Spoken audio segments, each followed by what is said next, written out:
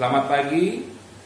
Kita berjumpa kembali dalam sapaan Sabda Tuhan pagi hari di hari Jumat tanggal 13 November 2020. Sebelum kita mendengarkan sapaan Sabda Tuhan, mari kita berdoa mohon bimbingan Roh Kudus. Ya Tuhan, di pagi ini kami rindu untuk mendengarkan sabda-Mu. Tuhan, kiranya boleh menyatakan sabda-Mu kepada kami. Bimbinglah kami dengan Roh Kudus, untuk kami dapat mengerti, menghayati, dan kami dapat menyatakan firman Tuhan, sabda Tuhan dalam kehidupan sehari-hari, lewat sikap, perilaku, tindakan kami.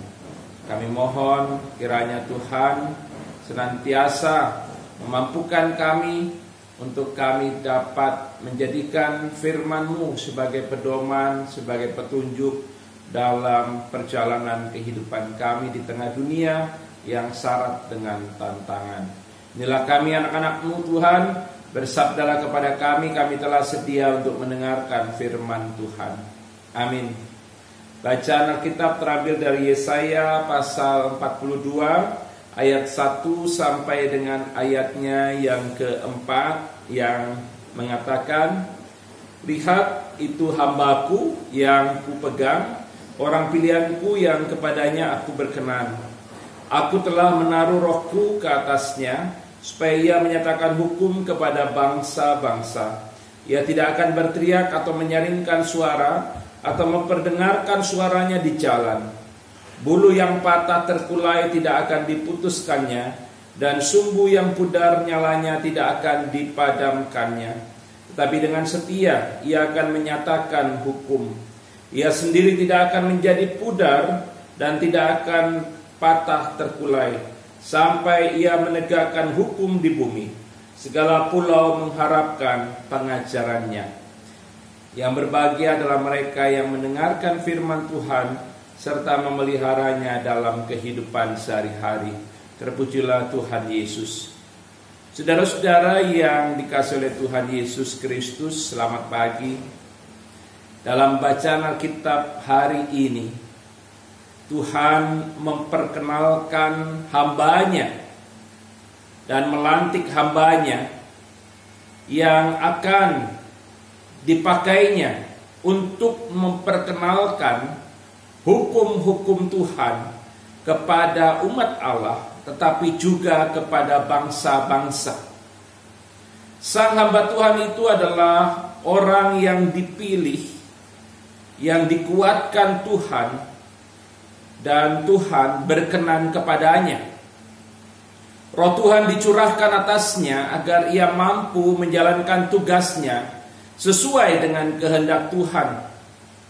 Dalam memperkenalkan hukum-hukum Tuhan, hamba Allah itu atau hamba Tuhan itu, dia tidak akan memaksa atau mengancam agar orang menerima hukum Tuhan. Ia adalah hamba Tuhan yang rendah hati, yang melaksanakan tugasnya dengan sabar, dengan setia, dan dengan tekun. Ungkapan buluh yang patah terkulai dan sumbu yang pudar nyalanya menunjuk kepada parahnya keadaan kehidupan umat Allah. Kehidupan mereka sudah rusak dan tidak berguna.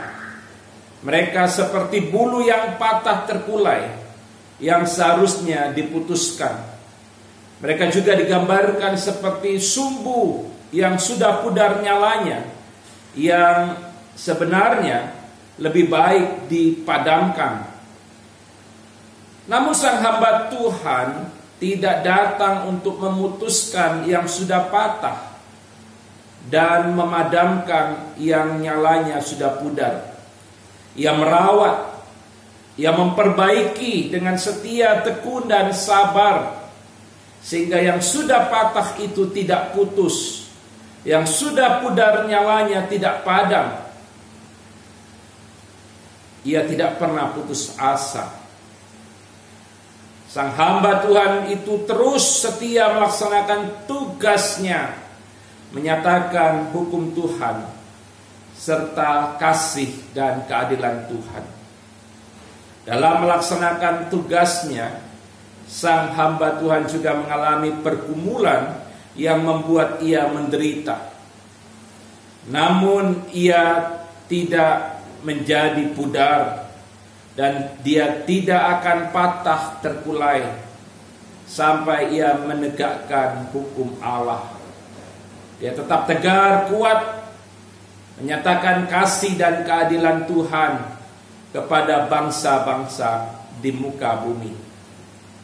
Saudara-saudara yang dikasihi oleh Tuhan Yesus, sosok hamba Tuhan yang diberitakan Yesaya tersebut digenapi dalam diri Yesus Kristus. Yesus Kristuslah sang hamba Tuhan yang diberitakan oleh Nabi Yesaya. Dia adalah hamba yang melayani, bukan dilayani. Sebagai hamba, Yesus Kristus melaksanakan kehendak Allah Bapa dengan setia, dengan tekun, dengan sabar. Ia rela menjalani penderitaan, bahkan sampai mati di kayu salib. Semua itu Yesus lakukan agar dunia yang berdosa mengenal Allah yang adil dan penuh kasih. Allah yang tidak ingin dunia dan manusia mengalami kebinasaan, melainkan keselamatan. Oleh karena itu, mari kita memuliakan Tuhan Allah yang adil dan penuh kasih yang kita kenal di dalam Yesus Kristus. Tidak hanya itu, kita hendaknya bersedia meneladani kehidupan Yesus. Kita meneladani kerendahan hatinya, kesetiaan dan ketaatannya dalam melaksanakan tugas tanggung jawab sebagai hamba yang melayani. Dan jangan lupa, kita juga adalah hamba Tuhan. Kita harus siap sedia dipakai Tuhan untuk mewujudkan kasih dan keadilan Tuhan, untuk memberitakan kabar baik tentang keselamatan yang Tuhan anugerahkan di dalam Yesus Kristus. Kita melayani manusia yang mungkin belum mengenal Allah di dalam Yesus Kristus. Bagaimana caranya? Kita merangkul, menerima mereka yang dikucilkan, menguatkan mereka yang lemah. Kita memberikan semangat bagi yang kehilangan pengharapan. Kita menopang mereka yang tidak berdaya. Kita bersama mewujudkan keadilan dan kebenaran serta damai sejahtera dalam kehidupan sehari-hari. Mari terus kita rendah hati. Kita boleh mewujud nyatakan akan kehidupan Kristus sebagai hamba yang melayani Tuhan. Biarlah Tuhan dimuliakan lewat kehidupan kita. Soli Deo Gloria. Amin. Mari kita berdoa. Ya Tuhan, terima kasih kami sudah mendengarkan firman-Mu. Kami menghayati bahwa sosok hamba Tuhan yang dipilih oleh Tuhan, diutusnya untuk memberitakan tentang hukum-hukum Tuhan.